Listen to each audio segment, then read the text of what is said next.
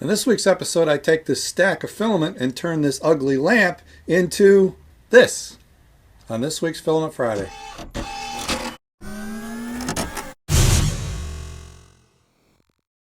Filament Friday is brought to you every week by the generous donations of my Patreon supporters. The project started with this Mario floor lamp by user TETETD on Thingiverse. The floor lamp was designed to have the hole at the bottom, and I realized I needed the hole at the top to hang in the lamp. So I brought in the Tinkercad, used a big box hole element, and took out the whole center section, including that bottom of it where the hole was. And once that was gone, I had this big hollow box.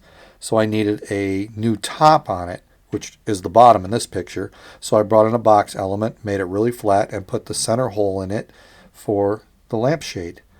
And once I grouped all that together, as simple as that, I had my Mario lampshade. So the next step was to take it to Simplified 3D, set up the slicing, and print this thing out.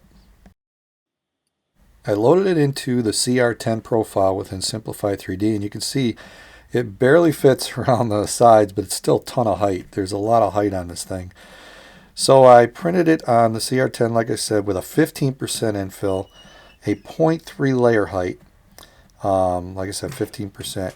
Temperature was 40 degrees on the bed and 225 degrees for the filament. This is an HTPLA from Protopasta. I did use a cooling fan, and I printed it fast at 80 millimeters per second. And once I sliced it, it took a while to slice, actually. I rushed it here. And look at how long this thing took. 25 and a half hours to print. This is the longest print I've ever done. And how well did it turn out?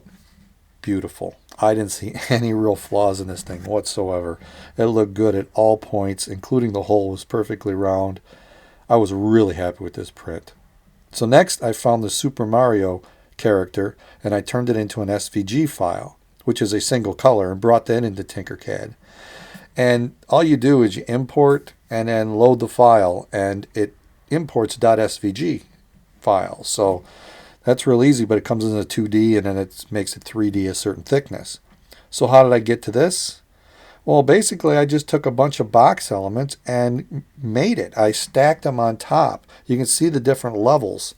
I just took each layer that I wanted to produce with a different color so I could see what I was doing. So the first layer is the skin here, which I used a wood filament, actually a wood colored filament. The next was the black for the eyes and the mustache, followed by brown for the hair and the shoes. Then I did red for the shirt and the hat. Then I did blue for the pants, and then yellow for the buttons on the suspenders. And I put all this on a round disc that matched the diameter of that peace sign that was part of the lamp.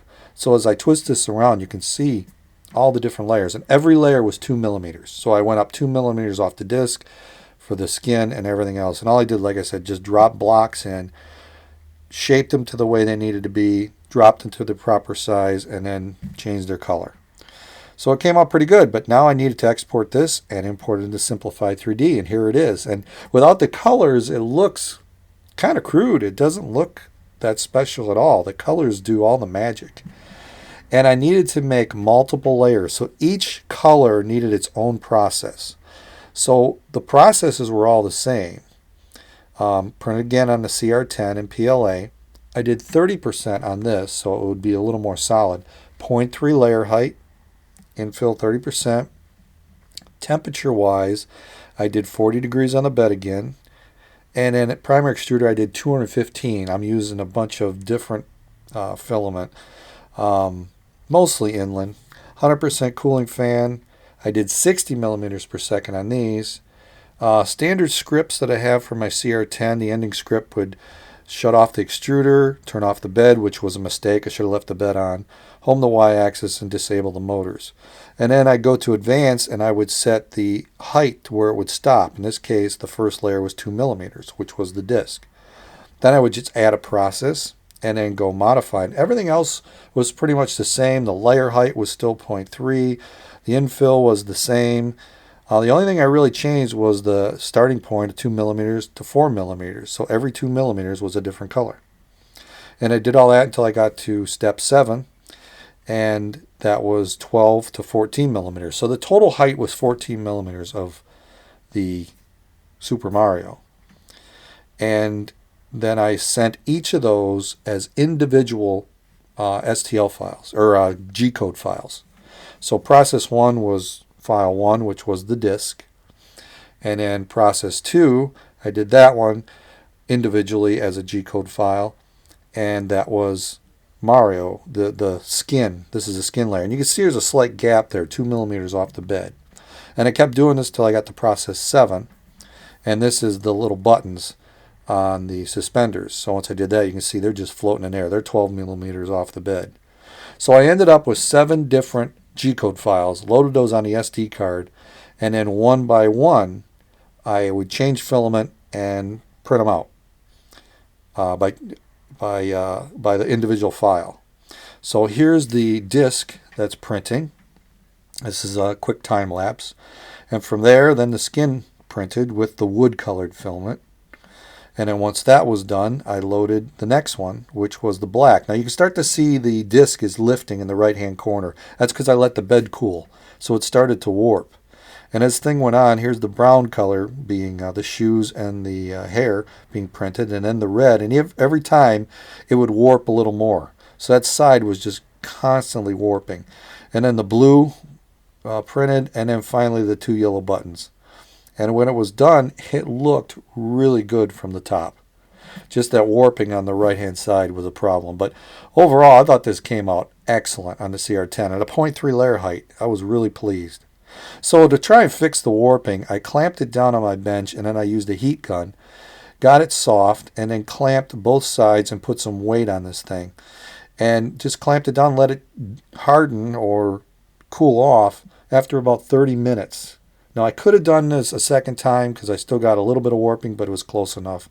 So I just went with it. I was running out of time. I needed to get this done. So now it was time to assemble it. I got Super Mario. I got the lampshade. So now all I need to do is remove this one, and it just unscrews. You don't lose the parts. And then Super Mario, I'm just going to use some double-sided tape, which I already put on this side here, and just stick this guy in place.